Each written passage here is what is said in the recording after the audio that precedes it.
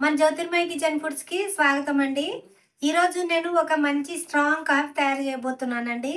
మరి ఈ కాఫీని నేను ఎలా చేశానో, ఏమేమి చేశానో వీడియోకెళ్ళైతే చూద్దాం పదండి.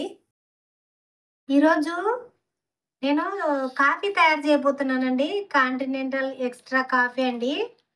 నేనైతే ఒక 6 తీసుకున్నానండి ఇవి. అందుకు కావాల్సిన పాలండి. మనం ఎంతమంది ఉండమో అన్ని కప్పులు తీసుకోవాలండి పాలు. కొద్దిగా చక్కెర.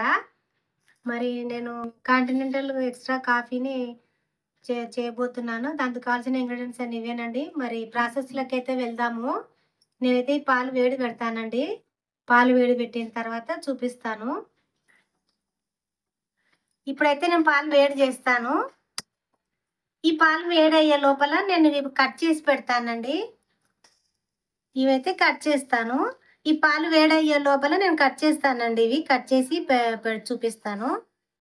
నేను 3 ప్యాకెట్లయితే కట్ చేశానండి. ఇందులో అయితే వేస్తున్నా నేను నలుగురికి తయారు చేస్తున్నానండి.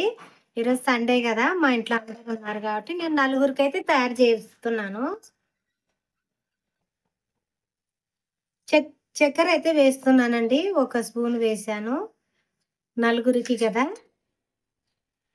నేను ఒక 5 స్పూన్లయితే వేశానండి. 5 స్పూన్లు వేశాను. ఇందులో ఇప్పుడు మనకు పాలు మరుగుతున్నాయి గదా! ఒక్కసారి ఇట్లా కలిపేద్దామండి. ఇది బాగా కలవాలా. కాఫీ పొడి అంతా కలిస్తే బావుంటది. ఇందులో ఒక కొద్దిగా నేనైతే పాలు వేస్తాను. ఇవైతే వేడిగున్నాయి గదా పాలు. ఇవైతే కొద్దిగా వేస్తున్నాను. ఈ పొంగొచ్చే లోపల కొద్దిగా వేస్తున్నాను. ఇట్లి చక్కెర అవేసి కలపొచ్చండి. అవేసి కలిపేసరికి అంత వేడిగా అనేది ఉండదు. చల్లబడిపోతది గదా! అందుకని నేను ఇట్లా కలిపి వేస్తున్నాను. ఇది ఒక్కసారి గాని తాగితే మీరు ఇదే తాగుతారండి ఇంగ ఎప్పుడు. వేరే కాఫీ అయితే తాగరు. ఇది బాగా చక్కెర, కాఫీ పొడి బాగా కలవాలనమాట. కలిసింది గదా! బాగా అయితే కలిసింది గదా! ఇప్పుడు వేడి వేడి పాలున్నాయి గదండీ! నేనైతే పాలు వేసేస్తున్నానిప్పుడు. ఎంతమందికి అంటే అన్ని కప్పులు వేసుకోవాలా. చాలా బావుంటదండి కాఫీ ఇది. వేశాను గదా! ఇప్పుడు భలే స్ట్రాంగ్‌గా ఉంటదండి. వేడి వేడిగుంటది.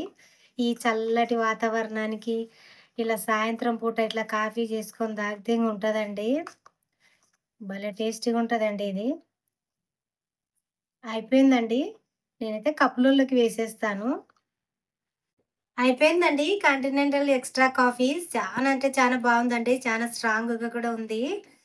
మరి ఈ కాఫీ వీడియో గనక మీకు నచ్చినట్లయితే లైక్ చేయండి, షేర్ చేయండి, సబ్స్క్రైబ్ చేయండి.